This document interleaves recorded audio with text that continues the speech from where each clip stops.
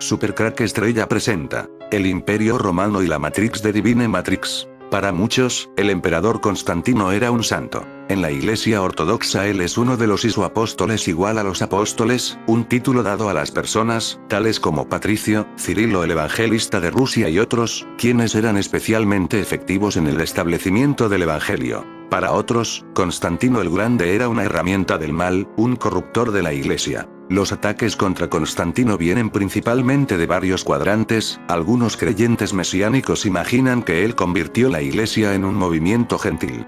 Otros lo acusan de introducir prácticas paganas en la Iglesia. Los adventistas del séptimo día le atribuyen a él, o a algún papa, el cambiar el sábado de sábado a domingo. Los testigos de Jehová piensan que él convirtió a Jesús en Dios, hizo a la cruz un símbolo del cristianismo, y estableció la Pascua y la Navidad. Todos estos grupos tienden a aliarse y a usar los mismos materiales como la base para sus ataques. Por ejemplo, muchos grupos anti-Constantino citan de Babilonia Misterio Religioso, Antiguo y Moderno, por Ralph Woodrow, 1966. Y ellos y Woodrow tomaron mucha de su información de las dos Babilonias, 1858, de Alexander Hislop, otro intento sospechoso de conectar el catolicismo romano con la religión babilónica. Más sobre esto se tratará más adelante. De acuerdo a un estudio sabatista. Vea usted, en ese tiempo el culto del mitraísmo o culto al sol era la religión oficial del Imperio Romano, se alzaba como el mayor competidor a la nueva religión cristiana. Tenía su propia organización, templos, sacerdocio, batas, todo. También tenía un día oficial de culto en el cual se brindaba especial homenaje al sol. Ese día se llamaba el Venerable Día del Sol, era el primer día de la semana, y de él nosotros obtenemos el nombre en inglés del domingo Sunday, que significa Día del Sol. Cuando Constantino presionó a sus hordas paganas a la iglesia, ellos estaban observando el Día del Sol para su adoración del dios Sol, era su día sagrado especial. Con el fin de hacerlo más conveniente para ellos de hacer el cambio a la nueva religión, Constantino aceptó su día de adoración, domingo, en lugar del sábado cristiano el cual había sido observado por Jesús y sus discípulos. ¿Alguna vez pensaste por qué el Vaticano está en Roma? ¿Alguna vez pensaste por qué el Vaticano es lo que queda del Imperio Romano? Hoy en día en nuestro siglo XXI a los césares, de aquel imperio romano, los llaman papas. Estos papas del Vaticano son aquellos césares del imperio romano. Y si no crees en esto que te cuento, quédate en este video, esta es tu última oportunidad, después ya no podrás echarte atrás. Si tomas la pastilla roja te quedarás en el país de las maravillas, y yo te enseñaré hasta dónde llega la madriguera de conejos. Recuerda, lo único que te ofrezco es la verdad, nada más. Esta es la historia real del Imperio Romano y el Vaticano. Aunque muchos lo desconozcan, el Vaticano no es muy antiguo. Fue creado en el año 1929. Pero antes de esto ya se empezó a crear los cimientos del Vaticano en el Imperio Romano. ¿Sabes quién es el verdadero representante de Dios en la tierra? El Vaticano.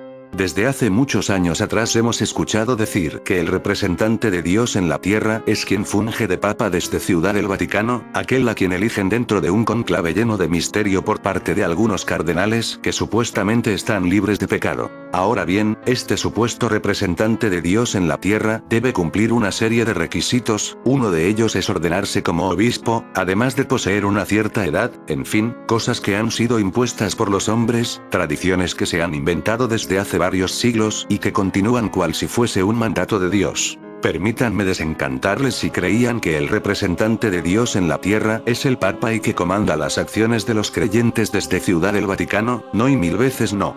La palabra de Dios verdadera, que es la Biblia, en ningún parte manifiesta que el representante de Dios en la tierra debe ser un humano. Claramente señala que quien representa a Dios en la tierra, después de la partida al cielo de Jesús, es el Espíritu Santo. Pero aparte de esto, no dejo de pensar lo curioso que me parece que el Vaticano esté situado en Roma. ¿No fue acaso el Imperio Romano quien crucificó a Jesús en la cruz hasta morir, y lo fue el Imperio Romano quien echaba a los cristianos a los leones en el circo ante cientos de romanos que miraban, para que los leones se comieran a los cristianos? ¿Y no fue el Imperio Romano quien persiguió, masacró y torturó durante más de 300 años a los cristianos?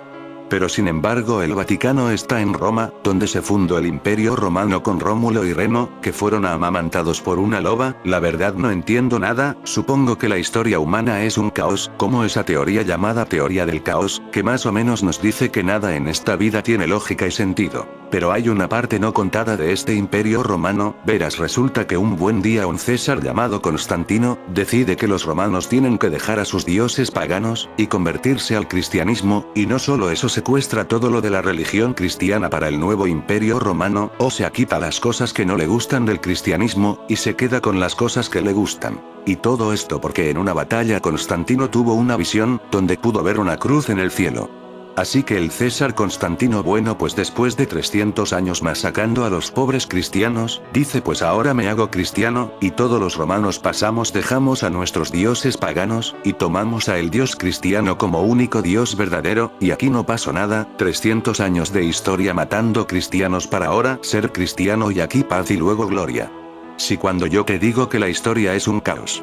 Y es aquí donde nace el Vaticano y con los años muere el Imperio Romano. Pero la realidad es que el Imperio Romano nunca se marchó, el Vaticano es el Imperio Romano, Césares por papas. Pero dejo este nuevo Imperio Romano de adorar a sus dioses paganos. ¿Alguna vez te hiciste la pregunta de por el planeta Marte se llama Marte, o Júpiter, o el Sol se llama Sol? Son dioses paganos, algunos griegos, pero ¿quién puso esos nombres? Pues claro está, el Vaticano. ¿Qué hizo el mundo pagano para frenar la veloz expansión del cristianismo? Los emperadores romanos, que gobernaban el mundo, decretaron 10 grandes y sangrientas persecuciones. Di cuáles son. Primera persecución, bajo Nerón, alrededor del año 64. Nerón incendió Roma y culpó a los cristianos, miles de ellos fueron muertos en las calles. Otros eran cocidos en costales, luego embadurnados con pez y quemados vivos en los banquetes nocturnos que Nerón realizaba en sus jardines. San Pedro y San Pablo murieron en esta persecución. Segunda persecución, bajo Domiciano, alrededor del año 95. Durante esta persecución, San Juan fue arrojado a un caldero con aceite hirviente, pero fue preservado milagrosamente, luego fue desterrado a la isla de Patmos, donde recibió revelaciones divinas acerca del futuro de la Iglesia y de la gloria del cielo, y escribió el Apocalipsis. Tercera persecución, bajo Trajano, cerca del año 107. El Papa San Clemente fue una de sus primeras víctimas. Simeón, segundo obispo de Jerusalén, fue crucificado. San Ignacio, obispo de Antioquía, fue echado a los leones en el anfiteatro de Roma. Los cristianos de Roma recogieron los huesos de San Ignacio y los enviaron a Antioquía con el mensaje: os hemos hecho saber el día de su muerte, a fin de que podamos reunirnos en su aniversario para celebrar su memoria y esperar compartir su victoria antes de Cristo. 110. Esto prueba la veneración de mártires y reliquias en la iglesia primitiva.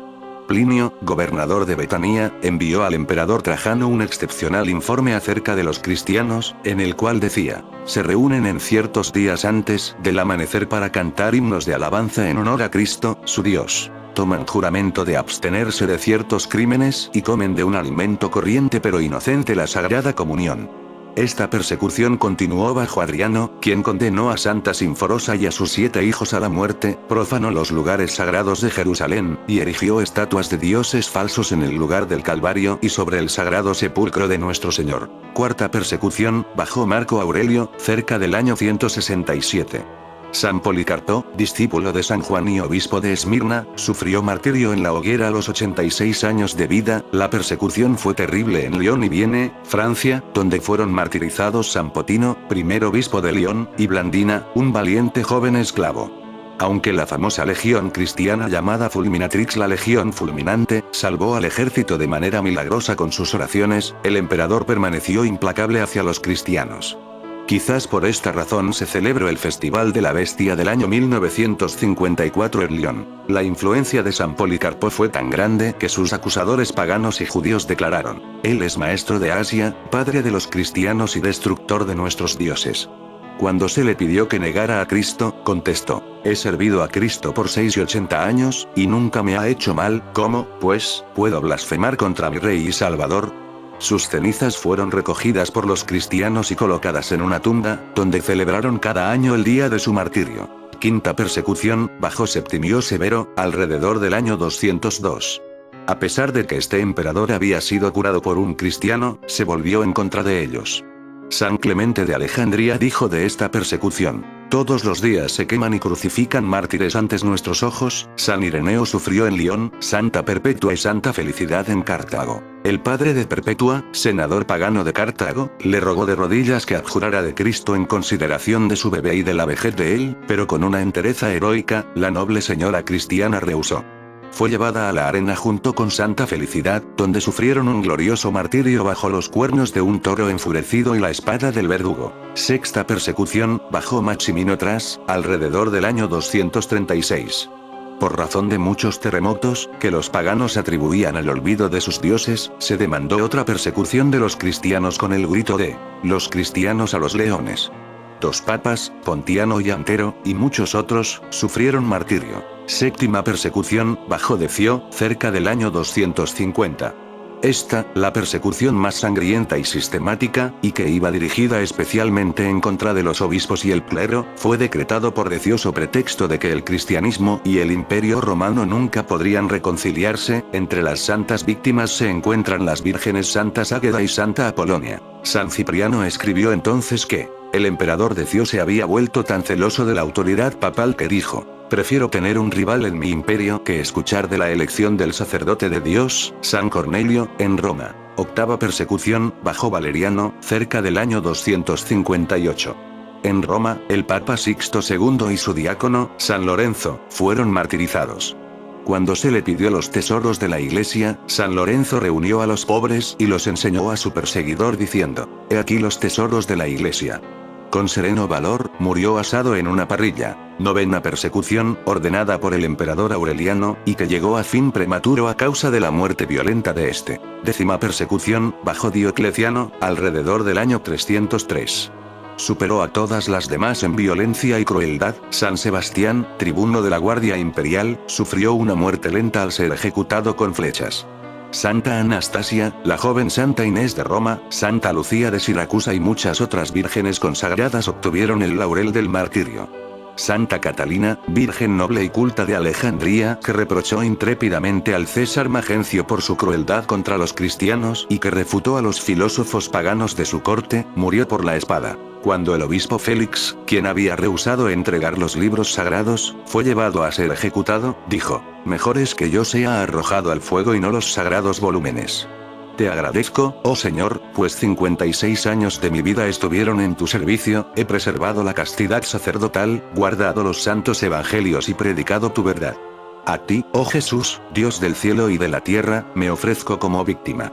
Tanto fue el derramamiento de sangre que Diocleciano hizo acuñar una moneda con la inscripción Diocleciano, emperador que destruyó el nombre cristiano. Jactancia vana. Su favorito, César Galerio, fue atacado por una detestable enfermedad, y, temiendo la venganza de Dios, derogó el edicto de la persecución. ¿Cómo gobernaron los papas a la Iglesia durante estas persecuciones? Hablamos de los papas que había antes de Constantino, luego Constantino se apoderó de toda la religión cristiana incluidos los papas que pasaron a su poder. Los papas permanecieron en sus cargos y murieron por la fe como verdaderos pastores del doliente rebaño de Cristo. Aunque la persecución hizo en extremo difícil el gobierno de la Santa Iglesia, los registros de la época dan testimonio de la autoridad y de la vigilancia de estos pontífices mártires. ¿Qué tormentos sufrieron los mártires? Según la cruel costumbre de los tiempos paganos, fueron flagelados, mutilados con la rueda, lanzados a las bestias salvajes, quemados en la hoguera, crucificados y torturados en muchas otras maneras. Las acciones de los mártires proporcionan historias confiables acerca de la gloriosa confesión y muerte de estos héroes cristianos, fueron copiadas a partir de los registros de los tribunales imperiales o bien fueron escritas según el testimonio de testigos oculares. El Papa Clemente dividió Roma en 7 distritos, y cada uno contaba con un notario para guardar estos sagrados registros. No obstante, durante la persecución de Diocleciano un gran número de registros fue destruido, pero muchos otros se han preservado intactos hasta el presente y son de gran valor como pruebas de que la fe de los primeros mártires era la de la Iglesia de hoy. ¿Qué probaron estas persecuciones? Estas persecuciones probaron que una religión que por el espacio de 300 años atravesó tales pruebas y soportó victoriosamente las acometidas del imperio más grande del mundo, debe ser de Dios.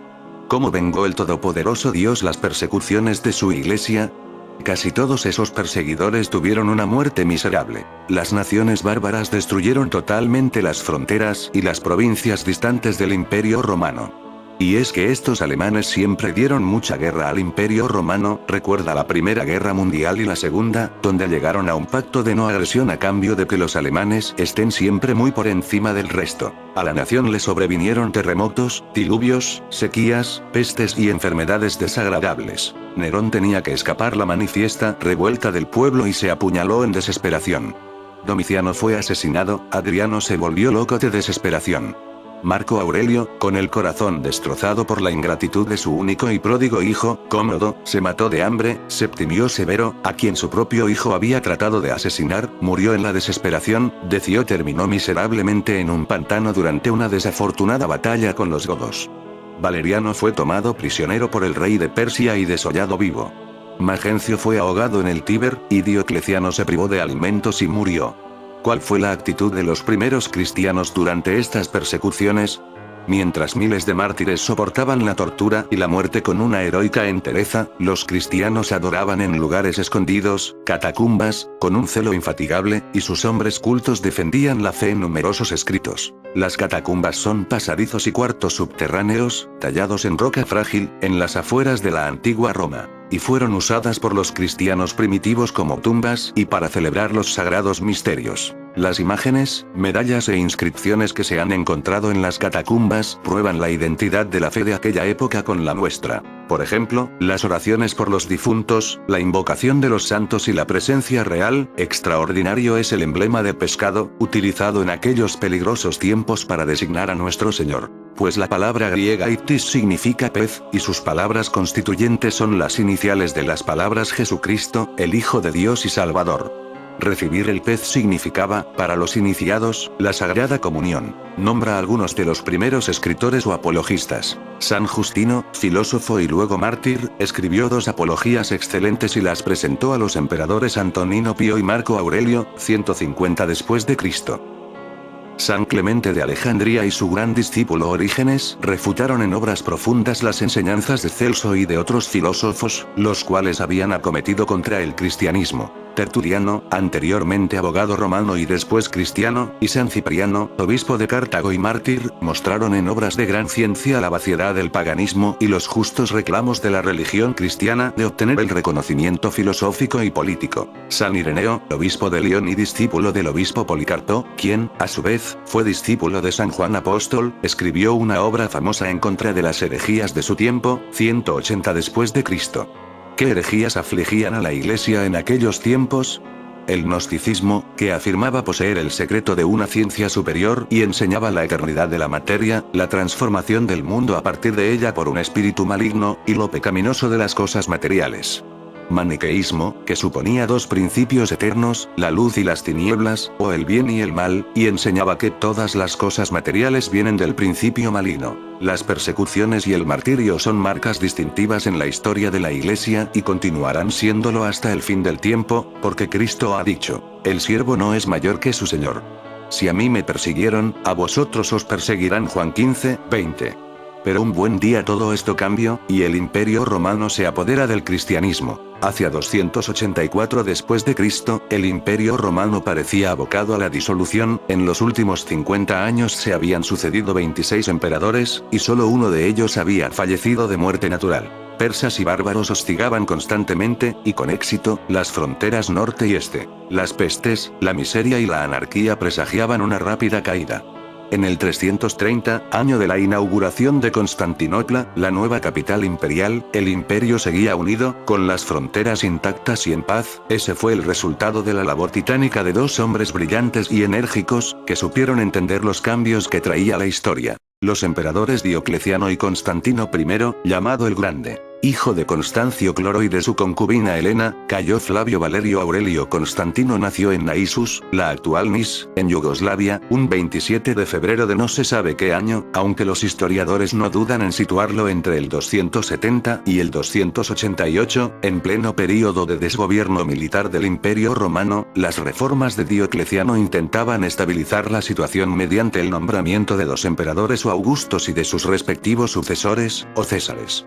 Su padre, Constancio Cloro, fue nombrado sucesor de Maximiano y se separó de Helena para contraer matrimonio con Teodora, hija adoptiva de su emperador. Constantino pasó la mayor parte de su infancia en los campamentos militares romanos acompañando a su padre.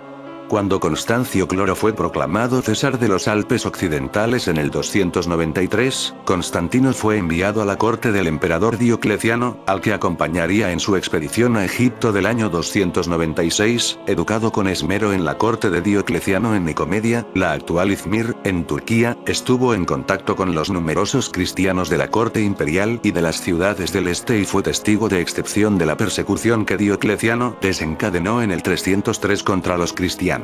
En el 312 invadió Italia, donde gobernaba Magencio, hijo de Maximiano y su principal rival, para hacerse con el control del occidente del imperio. Las fuerzas de Constantino resultaron vencedoras en Turín y Verona.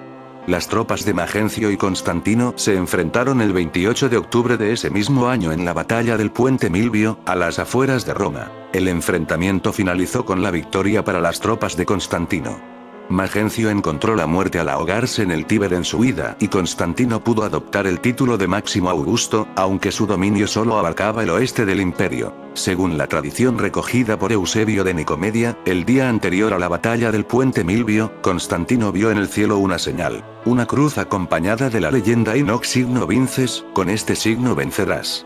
Constantino, que probablemente profesaba una religión solar monoteísta, había mantenido contactos con el cristianismo y era consciente de la fuerza que ese credo tenía en el imperio, lo que sin duda influiría en su política posterior. Para conmemorar esta victoria hizo construir en el 315 en el Foro de Roma el famosísimo Arco de Constantino, en el cual atribuyó la victoria sobre Magencio a la protección de la divinidad, sin especificar cuál.